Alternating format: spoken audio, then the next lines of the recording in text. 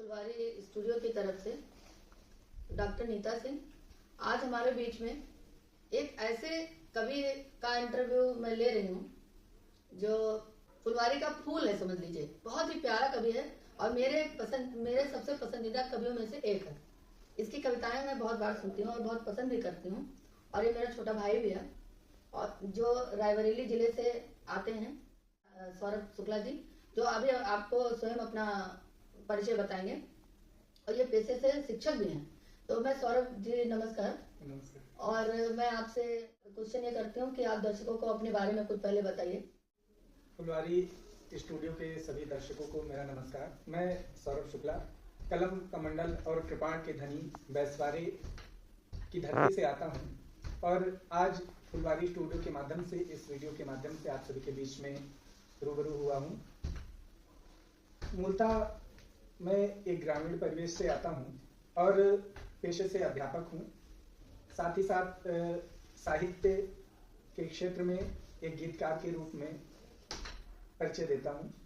ये मेरा परिचय। अच्छा, और अपने कुछ परिवार के बारे में कुछ बताइए। कैसे आपने लिखना सीखा और साहित्य के क्षेत्र में आप कैसे आए जी। और किससे आपको प्रेरणा मिली? प्रेरणा स्रोत कौन है आपके? अपने गुरुओं का नाम बताइए। और आजकल जो भाई वायरल कवि हो, आप जैसे उम्र के जितने लोग हैं वो सब काफी वायरल हैं, तो आप क्यों नहीं वायरल होना चाहते हैं? आपकी कविताएं इतनी अच्छी हैं। मैंने एक साथ कई क्वेश्चन पूछ लिया है तो उसका जवाब मैं चाहती हूँ कि आप बताइए, आप क्यों नहीं वायरल होना चाहते? आप तो इतना प्यारा गाते हैं। और इसके बाद ये सवाल का जवाब देने के बाद 4 पंक्तियां आप सुना दीजिएगा जो मुझे लगता है कि सब बहुत पसंद करते हैं। जी, मैं आपको एक छोटा सा किस्सा बताता हूँ। मेरे पिताजी को साहित्य में बहुत रुचि थी। वो कवि सम्मेलनों को सुनने के लिए जाया करते थे। जी जी। जब मैं बचपन में था दीदी, तो मेरे पिताजी सुनने के लिए जाते थे, तो मैं सोचता था पता नहीं वहाँ पे क्या ऐसा सुनाया जाता है कि पिताजी दिन भर इतनी मेहनत करने के बाद पूरी रात बैठकर वहाँ पे सुनते हैं। जी जी जी। और जैसे जैसे समय आया तो बचपन में मुझे जहाँ तक याद है 7th में मैंने कुछ पैरोडियों से शुरुआत की थी। उस समय के जो भी गाने रहे होंगे उनमें से कुछ ऐसे ही टूटा फूटा लिखना शुरू किया। फिर बीच का कुछ दौर शांत रहा और फिर मैं अपने स्नातक की पढ़ाई हेतु इलाहाबाद केंद्रीय विश्वविद्यालय गया। वहाँ पे मेरी शुरुआत मैंने मुक्तकों के माध्यम से करी था। और वर्ष 2015 में मैंने पहला कवि सम्मेलन किया साहित्य संगम संस्था के माध्यम से। जनपद रायबरेली का एक मंच था, सुप्रसिद्ध मंच था। वहाँ पे मैंने अपनी पहला काव्य पाठ मैंने वहीं से शुरू किया। और मेरी वहाँ पर जो मुलाकात हुई, उस मंच पे हम सभी के श्रद्धेय के शर्मा हाहाकारी, केडी हाहाकारी दादा भी उपस्थित थे। और उस कवि सम्मेलन के समाप्त होने के उपरांत मेरी मुलाकात इस समय के बहुत अच्छे संचालक बड़े भाई आदरणीय नीरज पांडे जी से हुई। और उन्होंने मुझसे पूछा कि क्या करते हो। फिर उनका साथ बना ही रहा। हाँ, उनका मार्गदर्शन मुझे मिला था और मुक्तक ही सुनाता था। तो मैं उन्हें एक ही फ्लो के 3 मुक्तक सुना दिया करता था।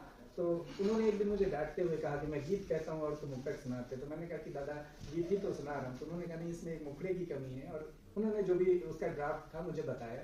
और उसके बाद मैंने पहली अपनी रचना लिखी बंटवारे पे, घर के बीच का जो बंटवारा था। तो अभी आपकी रचनाएं हम सुनेंगे, कुछ आपसे वार्ता कर लेते हैं, फिर सारी रचनाएं सुनेंगे। आपकी रचनाओं के तो हम बहुत कायल रहते हैं। जब भी अकेले रहते हैं तो हम सुनते रहते हैं। और हमारा छोटा जो बेटा है वो आपकी रचनाएं बहुत पसंद करता है और सुनता रहता है। तो और काफी वायरल भी है वो पंक्तियां आपकी। तो पहले तो मैं आपसे ये सवाल करना चाहती हूँ, ये प्रश्न करना चाहती हूँ कि ये चीजें तो मैंने जितना सुना है आपके बारे में, थोड़ा बहुत सुना है। वर्तमान में मैं बेसिक शिक्षा परिषद में सहायक अध्यापक के पद पर कार्यरत हूँ। और इसके पहले का जो दौर रहा मेरा 2015 से 18 के बीच का, 2018 में मुझे नौकरी मिली और 2015 से 18 के बीच में मेरा 2 अन्य सेवाओं में सिलेक्शन भी हुआ। दिल्ली अधीनस्थ सेवा चयन बोर्ड के माध्यम से मेरा इंटर कॉलेज में भी चयन हुआ था। और एक गलती मुझसे और हुई, जिस समय मुझे नौकरी की बहुत ज़्यादा ज़रूरत थी। तो नवोदय विद्यालय का मैंने एग्ज़ाम दिया था। और एग्ज़ाम में मुझे लगा कि बहुत अच्छा नहीं हुआ मेरा एग्ज़ाम, या जो मैं सोच के गया रहा हूँ तो मुझे लगा कि बहुत अच्छा नहीं हुआ। तो उसमें जो है मैंने अपना रिजल्ट ही नहीं देखा। और जब उसका रिजल्ट आया तो मुझे पता चला कि मेरे 116 नंबर थे, 122 नंबर थे और 116 तक का चयन हो गया था हिंदी विषय में। अच्छा। तो आज के युवाओं से मेरा एक अनुरोध है, एक सलाह है कि कभी भी आप पहले से ही अपने आप को इस नकारात्मक तरीके से मत आंकिए कि हम और कर नहीं पाएंगे या सेवा के अवसर बहुत होते हैं, बस आपको राह चुनने की जरूरत होती है। तो जैसा कि हम जानते हैं और दर्शकों को भी बताना चाहते हैं कि आप बहुत ही वर्तमान समय का जो परिवेश है उससे आप बहुत हट के हैं और अपने परिवार और अपने माता पिता को बहुत ही सम्मान, मतलब बहुत ही ज्यादा केयर करते हैं। तो ये सब चीजें आपको कहाँ से सीखने को मिली? इतना संस्कार आपके अंदर है कि हम भी आपके कायल रहते हैं और हम चाहते हैं कि आज की जो युवा पीढ़ी है वो सीखे आपसे, जो बच्चे हैं वो सीखे कि आपके अंदर साहित्य, संस्कार और एक अच्छा बेटा होना और इतने अच्छे से मतलब इनकी आपकी जो पत्नी है वो भी सरकारी नौकरी में है, लेकिन आप, और एक दिन बात में ये भी बात हुई थी कि बहुत बड़ा सा फार्म हाउस भी बनाया है आपने और वहीं पे बिल्कुल बढ़िया लिट्टी चोखा बनाते हैं और खाते हैं। तो ये सब आपके दिमाग में कहाँ से आए? क्योंकि अब देखिए कितने युवा हैं, अभी हम देखते हैं कि जितने छोटे छोटे शहर, हमारे गोंडा शहर में देख लीजिए, कहीं जगह नहीं बची है, सब भरे पड़े हुए हैं। जो नौकरी कर रहे हैं वो सोच रहे हैं हमारा बच्चा यहीं पढ़े, शहर में पढ़े, गाँव रहना ही नहीं चाहते। आपके दिमाग में ये बात कहाँ से है कि आप शहर से गाँव की तरफ? मेरा ये मानना है कि बतौर शिक्षक एक सलाह देता हूँ कि हमें अपने बच्चों पर 6-7 वर्ष तक बोझ डालना ही नहीं चाहिए। और जो आपने संस्कारों की बात कही है, तो जो जैसा मुझे मिला अपने माता पिता से, परिवार से मिला, मैं एक संयुक्त परिवार से आता हूँ और जैसा वहाँ मुझे देखने को मिला, रिश्तों की अहमियत पता चली और सब जैसा मैंने देखा, कहा जाता है कि तुम्हें वस्तु गोविंदम तुभ्यम समर्पयामि, तो वैसा ही जो कुछ मिला मुझे, शायद वही मुझ में रच बस गया है, शायद इसलिए आप लोग को ऐसा लगता होगा। बाकी मुझे नहीं पता कि मैं संस्कारी हूँ या नहीं हूँ, मैंने जो पाया वही दे रहा हूँ। और अब मैं थोड़ा सा साहित्य की तरफ मैं अपना रुख करना चाहूंगी। जैसा कि दर्शकों को भी पता है कि आप आजकल बड़े वायरल हो रहे हैं, तो अभी आपका बहुत बड़े बड़े मंच कर रहे हैं। अभी राम जन्मभूमि परिसर में ही आपका कवि सम्मेलन था और बहुत ही अच्छा गीत आपने लिखा था और जो फोन पे हमको भी सुनाया था आपने। तो मैं चाहती हूँ कि वो अपने मुक्तक, जिनको मैं बहुत ज्यादा पसंद करती हूँ, ज्यादा से ज्यादा पसंद करती हूँ, और वो गीत आप सुनाइए दर्शकों को। राम जन्मभूमि में राष्ट्रीय कवि संगम के माध्यम से अभी हाल ही में 31 दिसंबर की रात को एक कवि सम्मेलन हुआ जी। और ये मेरे साहित्यिक यात्रा के सर्वश्रेष्ठ पल रहे और मेरे जीवन, और ये मुझे ये लगा दीदी कि आज मैं वास्तव में साहित्य की वजह से मुझे बहुत, मेरा साहित्य के क्षेत्र में आना सफल हो गया। और अगर मैं साहित्यकार ना होता तो इतना पुण्य मेरे हिस्से में तो आने वाला नहीं था। तो फिर मैं कुछ अपने आराध्य के मैं अपने आराध्य प्रभु श्री राम के स्वागत है कुछ एक मुक्तक निवेदित करता हूँ। राघव का अनुयायी ये मन हो जाए, राघव का अनुयायी ये मन हो जाए, मेरी कविताई मेरा धन हो जाए, तुलसी जैसे भाव हमारे हो जाए, मानस की चौपाई जीवन हो जाए, मानस की चौपाई जीवन हो जाए। हम लोग अर्थ और धनोपार्जन के व्यू में फंसे रहते हैं आजीवन, या जिसे माया मोह कहा जाता है, किंतु मेरी प्रभु श्री राम से एक और कामना है, मैं निवेदित करता हूँ। जी स्वागत है। चाहत है उपकारी ये तन हो जाए, चाहत है उपकारी ये तन हो जाए, सब कुछ मेरा राम रतन धन हो जाए, हनुमत जैसा भाग्य हमारा कहाँ भला, किंतु गिलहरी जैसा जीवन हो जाए,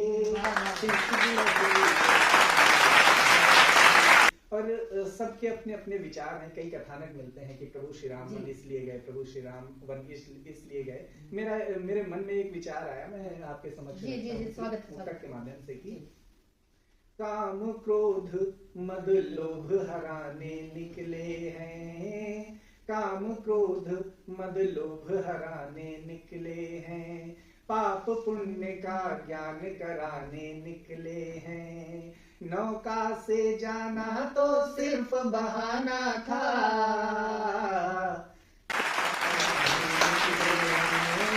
सेवक को भव पार कराने निकले। वाह सौरभ वाह। और इस श्रृंखला का अंतिम मुद्दा जी, जी, जो जी, मैंने सुनाइए, वहाँ पे सुनाइए। पढ़ा, मैं निवेदित करता हूँ। मेरा अपना मानना है कि मनुष्य योनि में जन्म लेने के उपरांत व्यक्ति को पापों से दूर होना चाहिए। किसी विशेष उद्देश्य से ईश्वर हमें मनुष्य का रूप प्रदान करता है, मनुष्य का शरीर प्रदान करता है। यदि हम इस योनि में भी आकर मनुष्य का शरीर पाकर भी पाप ही करना है तो फिर हमारे मनुष्य होने का कोई मतलब नहीं है। और जो भी पाप हमारे द्वारा किए जाते हैं उनका दंड हमें इसी जीवन में भोगना पड़ता है। एक मुक्तक वहां से निवेदित करता जी स्वागत है। पाप अधिक हूँ पुण्य जुटाने पड़ते हैं, पाप अधिक हूँ पुण्य जुटाने पड़ते हैं, अपराधों के बोझ घटाने पड़ते हैं, अपराधों के बोझ घटाने पड़ते हैं, अपराधों के बोझ घटाने पड़ते हैं, वरना जिसके पाप घड़े से बाहर हो उसको 10-10 शीश कटाने पड़ते हैं, उसको 10-10 शीश कटाने एक बार पुनः पड़ते इन पंक्तियों हैं। को पढ़िए।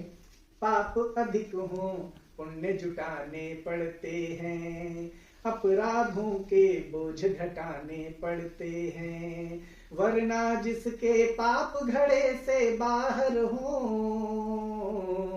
उसको 10-10 शीश कटाने पड़ते हैं, उसको 10-10 शीश कटाने पड़ते हैं। वाह भाई क्या बात है सौरभ, बहुत ही आनंद आया आपसे आज वार्ता करके।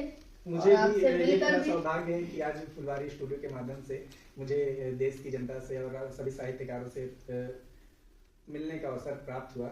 इसके लिए मैं पुनः फुलवारी स्टूडियो को और आपको विशेष रूप से मैं बहुत बहुत धन्यवाद देता हूँ। अरे आभार तो आपका कि आप आए और इतना समय दिया। और समय तो बहुत कम है, शाम हो रही है, तो मैं चाहती हूँ कि और लंबा इसको खींचूं, लेकिन अब आगे के लिए छोड़ती हूँ। जी तो एक बार पुनः आपके बहुत ढेर सारी शुभकामनाएं, नव वर्ष की मंगल कामनाएं, और इसी के साथ आपका बहुत बहुत आभार। बहुत बहुत धन्यवाद।